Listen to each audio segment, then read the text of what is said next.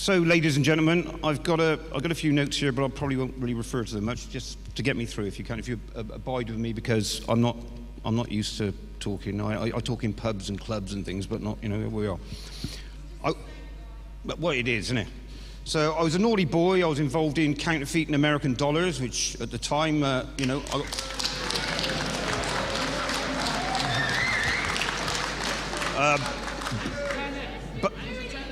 back in 1991, I was at the Old Bailey. I was already doing 5 years for handling counterfeit money, and I was told I'd get another 10 if I was found guilty. I had a 2-month trial at the Old Bailey, and luckily I was found not guilty, along with 13 of us. It was all over the news of the world and things in them days.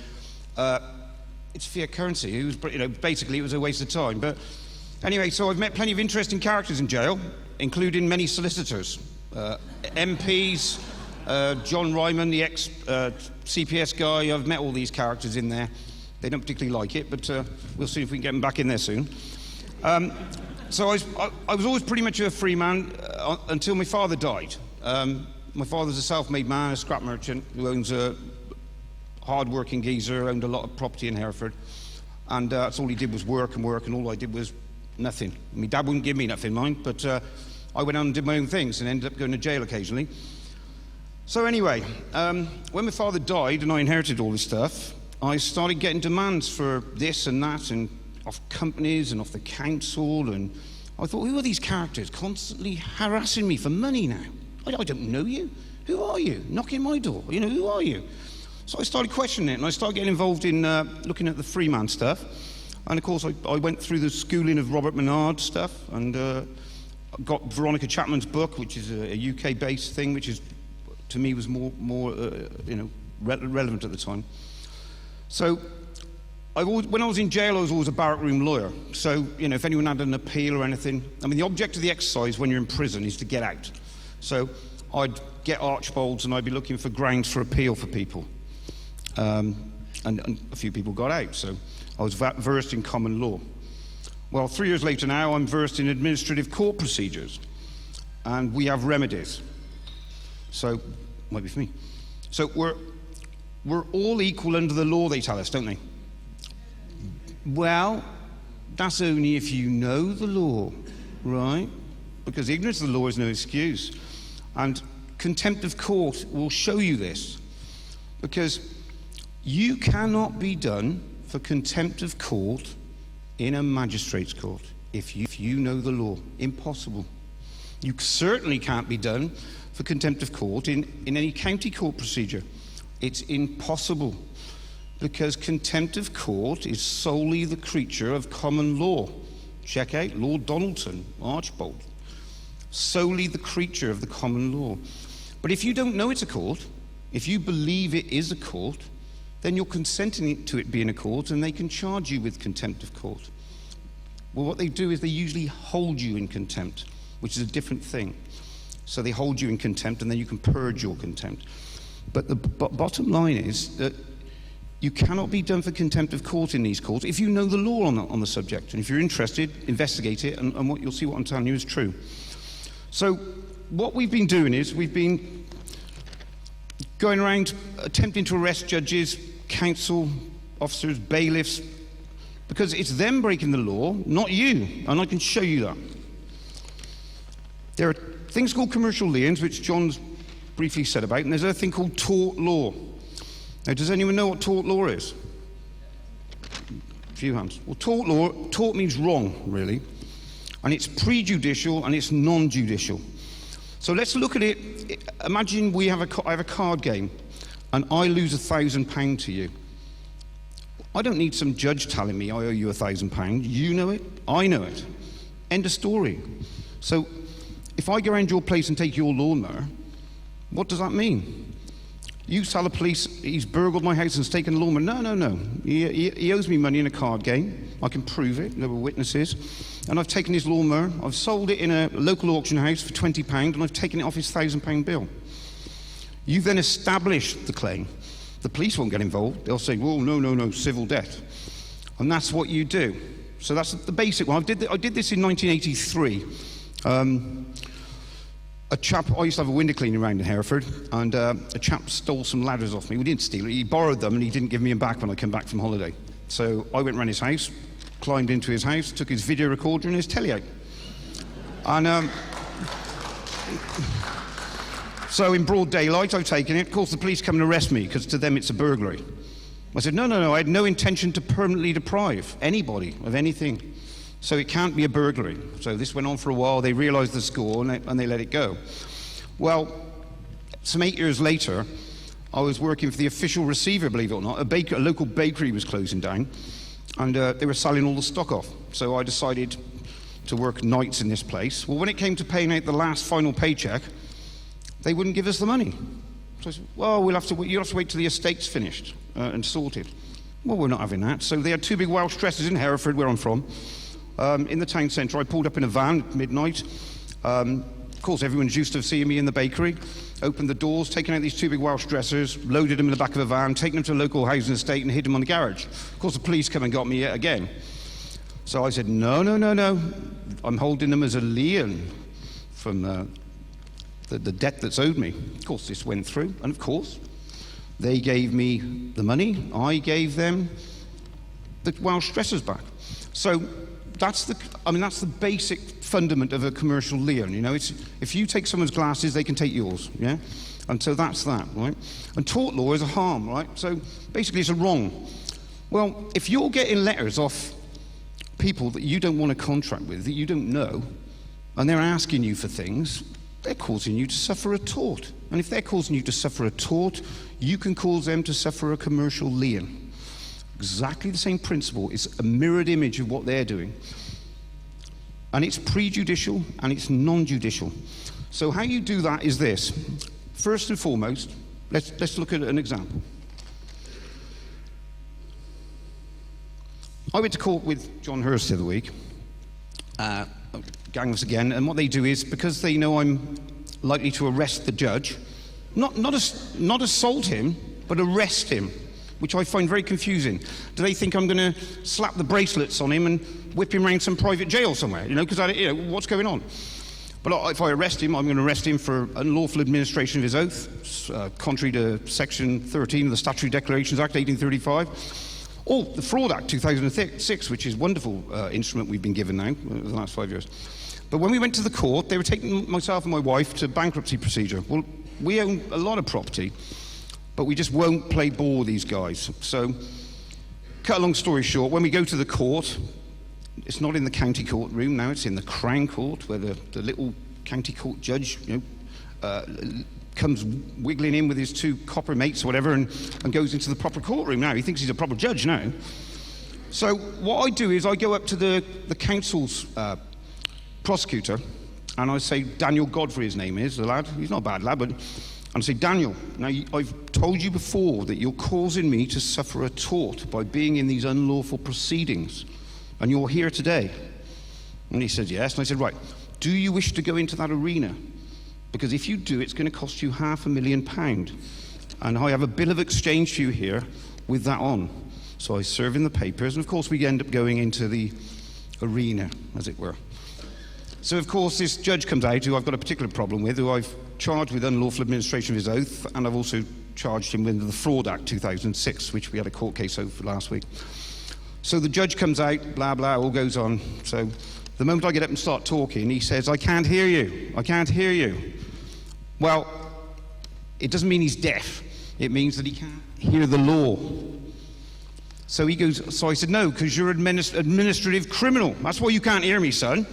So he gets up and starts walking out. I said, you're a rubber stamping clown. And they lock him in a little room. So the security guard at the top of the arena sticks his thumbs up to me. So I then go over to Daniel Godfrey, the chap I've seen before, and I say, Daniel, sorry about that, but we have to deal with these criminals like that. It's the only way. Now,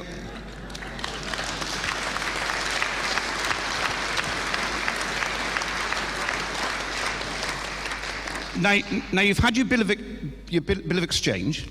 Where do you want me to send your bill of obligation to? Shall I send it to your office, or shall I send it to Wire Piddle, which is his address, which he didn't realise that I knew? So he went, well, 24 hours later, at 1 o'clock in the morning, the police come round and arrest me for harassment, which I've had before. The council, they do it regularly. It's just Nazis, right? So, why are you around here? Drag me off to the police station, middle of the night. No need for it. I've sent him a lawful document. How do you know his address? How does he know my address? So for him to send me stuff, I can't send him.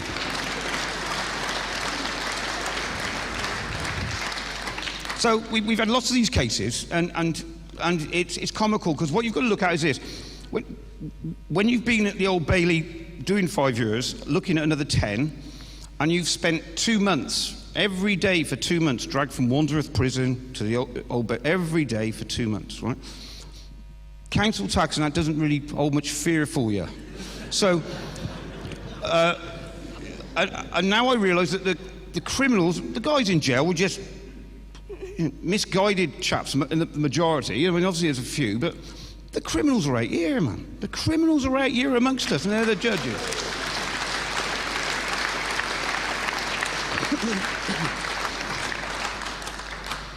So, it goes loud and it goes quiet. What I've said is this, and studying common law, which I have done, and my great friend Veronica Chapman has helped me no end in this. And what we're dealing with basically is, common law is the motherboard. Statute law is a program or a chip on top of the motherboard, which has to feed through the motherboard. There's no other way. Otherwise, like she says, if you're in a court of law, a statute court, and common law doesn't apply, then I could kill the judge, because common law doesn't apply in here. And so what the judge said to me back last Monday, which we had a very good, and if you go to FMOTL, I think it's all uploaded, the 2-hour tape of me and the judge having and the judge, to be honest with you, we're starting to get some sense out of these people. I read Halsbury's to him, a section that John and Mike Burke had given me, which says, and when I read this is it then, isn't it? Halsbury's on Administrative Law, 2011. The law is absolutely clear on this subject. There is no authority for administrative courts in this country, and no act can be passed to legitimise them. It's endgame, isn't it? I mean, why am I here? Why am I here? So I read this to the judge, and the judge actually said, "Well, that says that in Halsbury's." I said, "Yeah." He said, "That could cause a problem."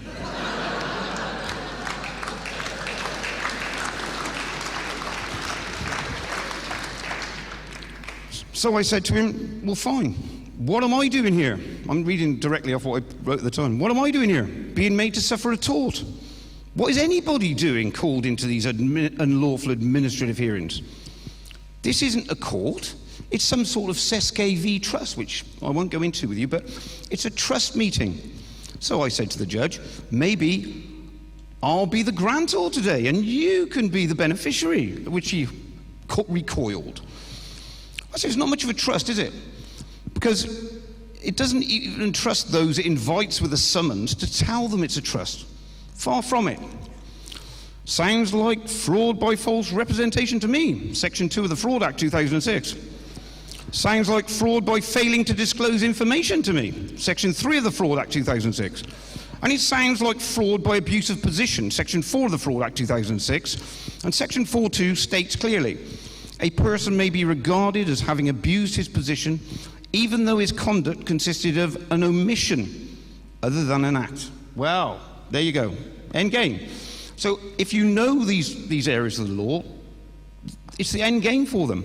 And so now, like I say, with that judge there, he was very accommodating to us. He apologised for previous, and you can hear it if you go to the upload, for the way the judges have dealt with us before, not listening to free men because they just sort of battered it to one side and just started shouting at us, becoming shouty judges. So we're starting to get some sort of, remedy with these people now. Yeah? And we're starting to get them to listen to us. But we have to know, and I advise everyone to go. I mean, court can be a frightening thing, perhaps, for people who aren't used to going to court, and because they're talking a different language to you and all that. So I think the point to be is, go to the courts. If you've got time, Go and observe what's going in courts. It'll really frighten them. And go there and take notes, and they'll wonder, who are you? What are you doing? Because years ago, courts were quite open forums. You could go in and there'd be a lot of people sat in the court. Now they're trying to close it to these star chambers, these unlawful administrative hearings, which is what we're getting off them now. Right, well, here we go again. Right, I'll tell you another couple of little cases for you, and then I'll explain to you about the process of commercial liens. Yeah? When I was in jail back in the day, there was a famous solicitor in there called Tim Robinson. He represented Fred West, and he was doing 7 years for stealing £7 million of our money, legal aid. Anyway, while he was in there, I got on with him okay. And when I came out of prison, he's obviously disbarred by then, he was still practicing law. So I decided, well, I'll contact him, because maybe he could help the likes of us now, doing this stuff. Well, when I did that, big mistake. He's sending me bills. He tried charging me £12,000 for 3 months' work without doing anything. So, really and truthfully, I thought that's the end of him. So I just said, look, as far as I'm concerned, you're a Mackenzie friend to me. You haven't done anything. £150 an hour. What warrants that? Yeah? Bugger off. And I give him £4,000 and said, that's all you're getting off me. So the next thing, he tried to take me through the court process. Well, one day a car pulls up, 2 guys get out of the car and start trying to talk to me. Well, if bailiffs come talking to me, I give them a form. Who are you? What you want? Is your business lawful? And if you sign it, I'll start contracting with you. Simple as that. Of course, they get this and they know it's not lawful, because lawful is only with your consent. If it's not lawful if it's not got your consent attached to it. So they walked off. 15 minutes later, they came back in a car and they threw a huge, like a table leg at me with an envelope attached sellotape to it, and threw it at me. Well, I've got an old disabled dog which nearly hit her. So I picked it up, and it's come from a local solicitor's office. So I thought, right, fine, let's get down this local solicitor's office and sort it out. So I've gone down there with Veronica Chapman and my wife, Linda, and we see the girl on the reception. Said, what are you doing throwing these sticks, getting agents to throw sticks at me? And this solicitor came out. Now, remember, this is a solicitor I was in jail with for 7 years, trying to get someone else to get a debt, but I didn't know this at that time. So we start having a conversation. And he shouts, get the police, get the police. So we said, okay, we'll wait over the road for the police. And I took the stick with me. When I got over the road, police come. Oh, great, here we are. Oh, you're being arrested. What for? Well, for harassing the solicitor over the road. Well, I haven't harassed him. It's him. Them who've harassed me. They've said that I owe them money that I don't owe them. And they've thrown a stick at me. So I was locked up in custody for 10 hours. Of course, when they came to interview me then, they said, right, well, he's made this statement. And in this statement, he'd said that I swore him, F this, F that. I was going to go around his house. And by this time, I'd remembered that I recognised him from prison, because he'd been in prison with me in the 80s. He's done a night course, become a paralegal, and is now charging people around here for £220 an hour. Seriously. So, on the interview, I said, well, I didn't say that. I didn't say this. I said, did he sign a Section 9 statutory statement like? And they said, yeah. I said, well, if he's wrong, he's perverted the course of justice and perjury, 1911 Act. And they said, well, yeah. I said, well, we can solve this anyway then, boys. How? Well, I said, we got a tape recording in the whole incident. Well, what do you mean? Why didn't you tell us before? Well, you didn't ask. Why should I tell you? Right? So, I then went and got it, they bailed me. I went and got my wife, we got the tape recording, and it all got booted out. So what we had there, we had a bench solicitor who I'd done jail with for 7 years, sending around another bench solicitor who sent a couple of process server thugs to chuck sticks at me. So, but this is what, if it's going on with me, it's going on with everybody, in one form or another. We're all getting this all the time off these people. And so we need to sort it out. And the way to sort it out is take it back to criminal. So we do 2 things. It's tort law. So remember, tort law is wrong law, and that's the law they've hidden under the carpet for a long, long time. If you get any book on civil procedure law, the first thing you'll discover when you're looking into contract law is the tort. Because if you go and stand on someone's garden and break their blades of grass, that's a tort. But the law profession won't take it on because there's not enough money in it for them. but it's still technically a tort. And so what you do is you bring them to book on it as a tort. You're parking your car, someone's parking their car outside your house every day, and you leave a note on their thing and say, look, why are you parking your car outside my house? I don't want you outside my house. If you keep doing it and they ignore it, well, then they've acquiesced, what they call acquiesced estoppel. Well, then after a while, you send, these are bills of exchange that you've done, so you can prove that they're causing you a wrong, causing you to suffer a tort.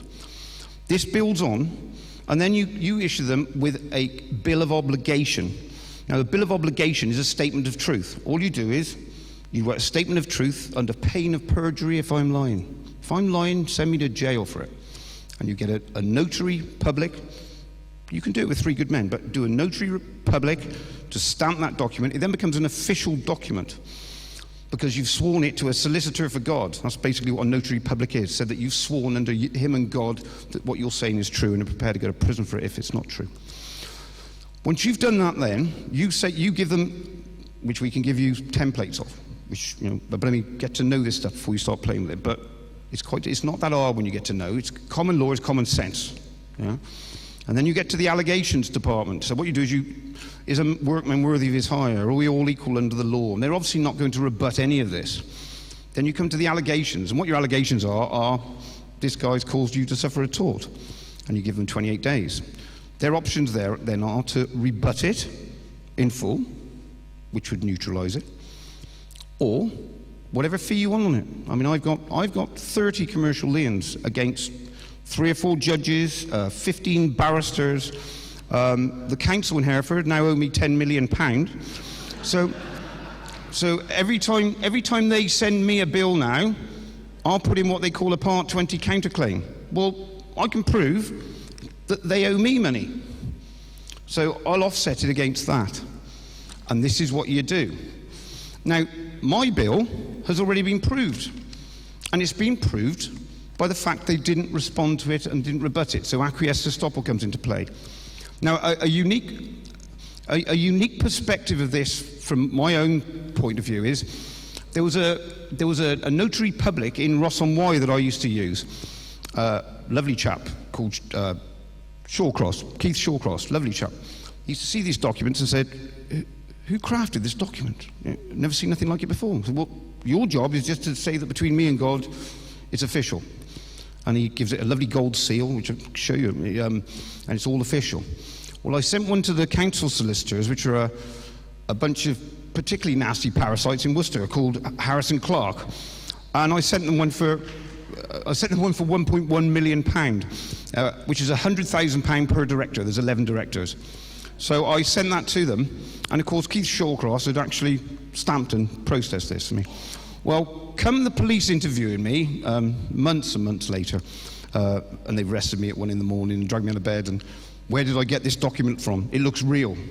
Well, that's because it is real. Well, I say, if you want to talk about fraudulent documents, let's get liability orders and summonses on the table, because none of them are real. None of them come from the court. They all come from the council, which is under the Fraud Act 2006. Fraud. But anyway, the funny thing is that Harrison Clark, the parasitical council solicitors in Worcester, had bought Keith Shawcross' company. And he had told me, you can't come in doing those commercial lien things with me anymore, Guy, because Harrison Clark, unbelievably, have actually bought my company. So when the police questioned me about it, right, which they don't like doing because they don't know what they're talking about really, but they've given me the document. They said, who's the man who's notarizing this for you? I said, well, it's Harrison Clark's notary. It's their own notary. They've bought the company. So they've actually legitimized their own document. So,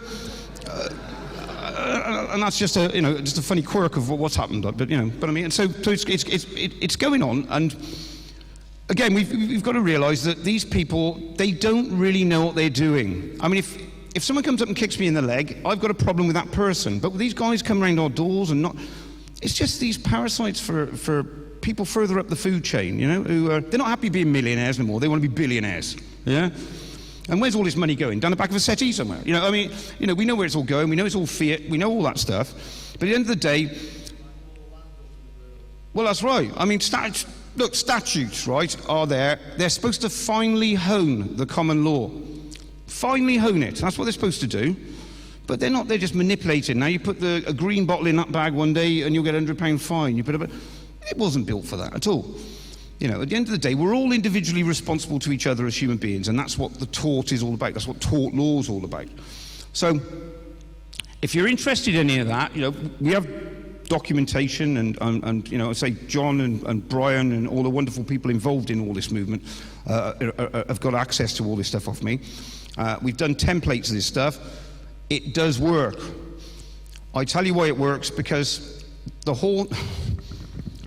Before I go, the Horn, the solicitor, I told you, that not the Bent solicitor who represented Fred West, but the other one, he got to come round to my house.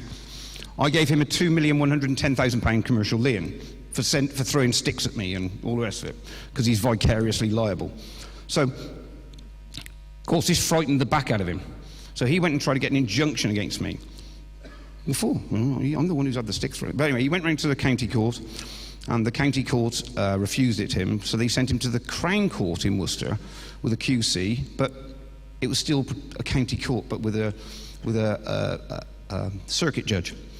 And they actually, unbelievably, again, we've got all the documentation, anyone wants to see any of it, they put a liability order, they put an injunction against me, so I'm not allowed to go within 10 metres of his property. I haven't done nothing to him. 10 metres of his property, 10 metres of his office. They're just trying to stop me from enforcing the commercial lien, because they know that it's a debt, it's up and running by their own. All we've done is mirrored what they do, right? Well, then we've written a letter to the judge who gave that document and put a £5 million lien against him. Because basically, by stopping me going down this road in Hereford, I own a lot of property derelict probably, but down the road from there. So, as far as I'm concerned, that judge trying to make that order against me in an unconstitutional, court, in an unlawful administrative hearing, has caused me to suffer a tort. So, if I'm arrested, it's going to cost him £5 million. He's got 7 days to respond to me. Judge Hooper, his name is, and if he doesn't respond to me in 7 days, then he's acquiesced. But to let me know if he wants me to go around the town to get to my properties. Because if he wants me to do that, I'm just going to charge him £5,000 every time.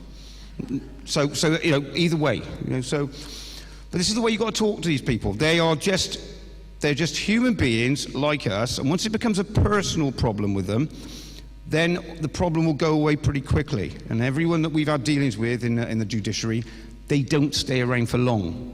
They disappear. Touching the tar baby, we call it.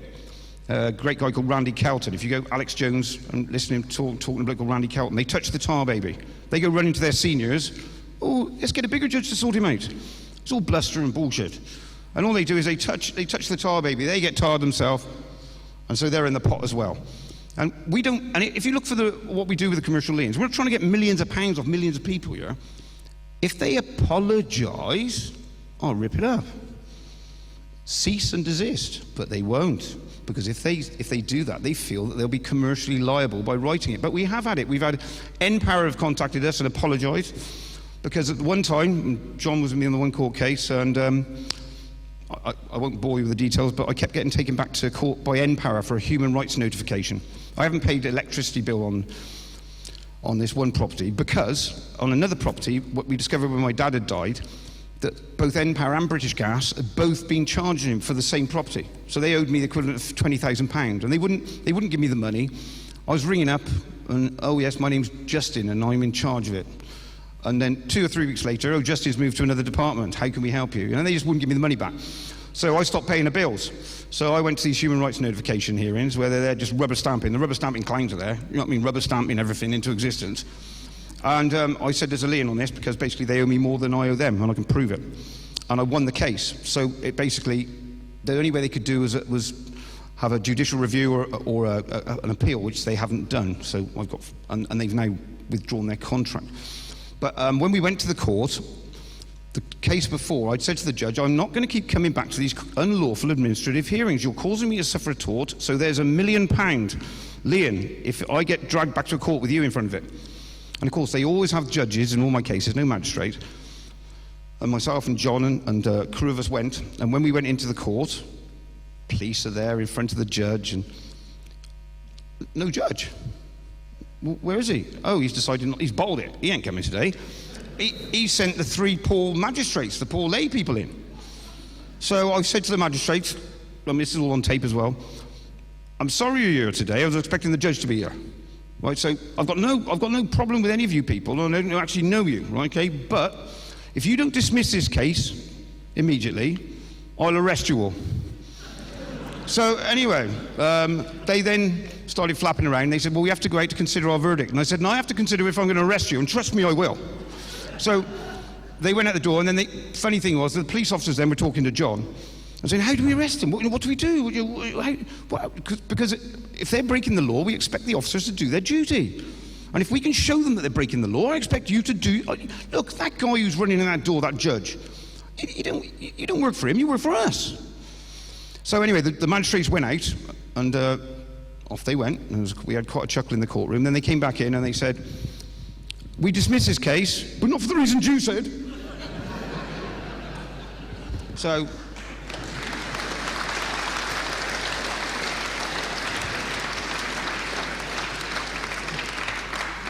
But anyway, so I can't really tell you anymore, but I want to say that we are getting mileage on this stuff, and it is all coming together, yeah?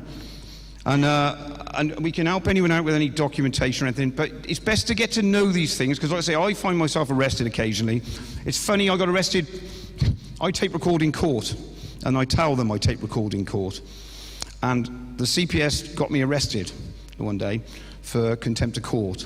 So, in fact, I might have in there actually show you. So I got arrested, Linda came down with me, and we sat in the interview. So they said, you've been taped in court? I said, yeah. They said, well, it's against the law, it's contempt of court. I said, are we talking tennis court, badminton court? What court are we talking about today? They said, well, magistrate's court. I said, that's not a court, that's an unlawful administrative hearing. So I just looked at the camera and said to the camera, CPS, bring it on. It's an unlawful administrative hearing, that ain't a courtroom. Now, if you know the law and you know that isn't a courtroom, it doesn't apply to you. So I got a letter back off him. No further procedure. So there's an old chap from up north who got jail for exactly the same thing, but it's because he just didn't know them specifics. If you did, then it would apply to you as well. So anyway, chaps, I think I've said enough. My mouth's dry and I need a drink. But it's been very nice talking to you, and if we can help you in any way, shape or form, that's what we're here for. We're here to help each other.